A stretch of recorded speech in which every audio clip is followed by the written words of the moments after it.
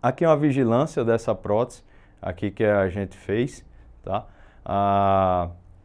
Aqui a gente está na artéria ilíaca comum, aqui fiz o corte transversal e agora estou no longitudinal, dá para ver o saco aneurismático. Agora coloquei o modo Collor, tá? Então dá para ver o fluxo dentro da prótese, estou corrigindo aqui a angulação, né, para deixar em 60 graus na ilíaca interna, nessa região aqui do estente, e sem presença de endolique.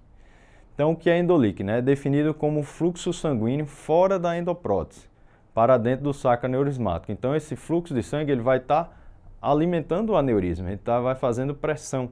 Então, é um risco mantido de uma ruptura, que é o que a gente quer evitar. Tá?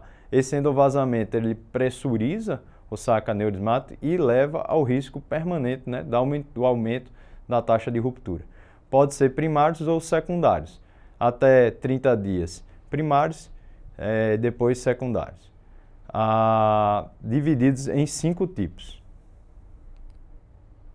O tipo 1, aqui uma vigilância que eu fiz, aqui ó, a prótese desabou. Dá para ver bem aqui o fluxo de sangue ó, passando parede, entre a parede e a prótese e enchendo o saco aneurismático. Então, são de alto fluxo, tá? O selamento inadequado na extremidade proximal, então é do tipo 1A, ou é o mais frequente, desse tipo 1, tá? O tipo 1B é o distal, um selamento inadequado distalmente, tipo 1C, ou ao redor do tampão oclusor da artéria ilíaca contralateral nos casos de enxerto aorto-monoilíaco.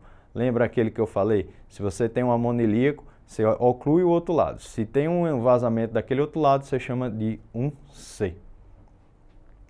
E a intervenção deve ser considerada em todos os casos, porque é de alto fluxo, a pressão é grande e você não pode esperar muito para corrigir. E estão associadas ao maior risco de ruptura, certo? Então aqui, novamente, você consegue ver o corpo, né, da endoprótese, um dos ramos dela com fluxo dentro, porém tem mantido aqui um fluxo fora da endoprótese. Aqui eu joguei no transversal e olha a quantidade de fluxo fora da prótese. Aqui eu coloquei o Power Doppler, tá? Nem precisava, mas o Power Doppler nesse sentido aqui seria para você identificar fluxos de baixo volume, de baixa velocidade. Aqui está de alta velocidade, é um endolique de alta pressão. Mas você pode jogar um Power Doppler, por exemplo, para tentar diagnosticar um endolique de baixa velocidade, porque ele aumenta a sensibilidade para essas velocidades mais baixas. Então aqui a gente consegue ver ó, o fluxo fora da prótese, é o mesmo paciente, só usando a técnica do Power Doppler. O tipo 2. Tipo 2 é o mais frequente, tá? Então, se perguntar na prova qual é o tipo mais frequente, é o tipo 2, tá? Então, é o fluxo de baixa velocidade, sendo mais difíceis de serem detectados. Então aqui, por exemplo, você pode jogar um Power Doppler, pode, se possível, fazer um exame com microbolhas, tá? Esse paciente, por exemplo, eu fiz esse exame, a gente esperou 3 meses e fez com microbolhas.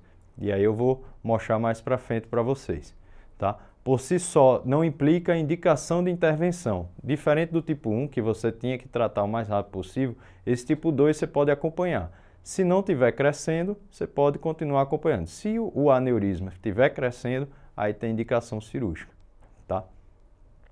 O Doppler é capaz de revelar que o endolique ele possui ondas de fluxo muito atenuadas, monofásicas ou bidiferenciais, que é o to and fro, que tende a ocluir espontaneamente. O que é que ele está dizendo aqui? Se você tem fluxo, por exemplo, esse aqui, ó, ele não está é um fluxo de alta velocidade, ele está entrando por algum canto e deve estar saindo por outro. Quando ele é assim, ele é mais difícil de ocluir. Ele é mais fácil ocluir quando ele entra por um canto e não tem para onde sair. Esses, que é o through and flow, ele é mais fácil de ocluir, tá? Enquanto a presença do padrão de ondas de fluxo bifásicos normais prevê a persistência do mesmo, que é aqui um fluxo bifásico observado, no entanto que a gente teve que abordar esse paciente por endovascular.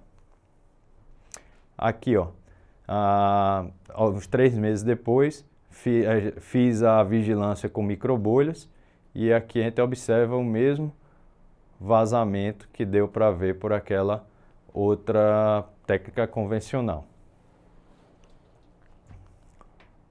Tipo 3. O fluxo gerado pela desconexão dos módulos por vedação inadequada ou pelo rompimento do tecido, tá?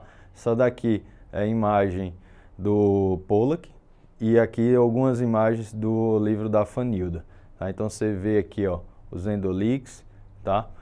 No saco aneurismático, uma ruptura da prótese ou então por a desconexão dentre elas. Aqui é uma ruptura e pode ter por desconexão. Ou às vezes você não escolheu o tamanho inadequado, pode ter tido ou colocou mais baixo do que deveria. Então esse é o tipo 3, geralmente uma desconexão dos módulos. O endoleak frequentemente decorre do selamento incompleto na junção dos módulos da endoprótese, é o que acabou de falar, 2020. Então cai em 2017, 18, 19, cai todo ano. Se quer acertar questão, já saber que você vai acertar a questão, sabe esses vários tipos de perguntas que já caíram, que a gente tem um banco de dados e vai passar para vocês durante o ano todo. Então, tipo 3 é uma desconexão dos módulos.